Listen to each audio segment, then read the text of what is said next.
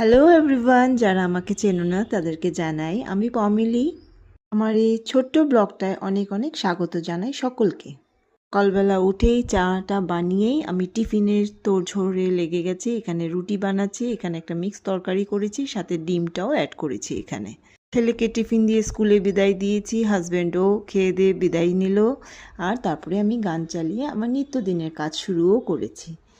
রান্না বসানো রয়েছে, বসে সেভাবে খাওয়া হয় না, কিন্তু আজকে রান্নাটা একটুখানি চাপিয়ে আমি নিজে ব্রেকফাস্টটা একটু রিল্যাক্স করে খাবো বলে নিয়ে বসেছি গান শুনতে শুনতে। এদিকে কিন্তু টিভিতে আমার ইন্ডিয়ান আইডলের গানগুলো চলছে। টিভিটা সেরকম কিছুই দেখা হয় না, কিন্তু গান বাজনা ভালোবাসি যেহেতু, আমি যখন সময় পাই তখন কাজ করতে করতে এই গানগুলোকে শুনতে থাকি।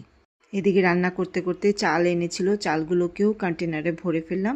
এদিকে দেখো, তোমার সাথে গল্প করতে করতে আমার হয়ে গেল এদিকে পনির। এদিকে মাছের ঝোলও কিন্তু আমি নামিয়েছি। তোমরা যারা আমার ভিডিও দেখে থাকো তারা তো জানো, আমার ছেলে যে মাছ খায় না তার জন্য একটা অপশনাল পনির করতেই হয় বা ডিম করতে হয়।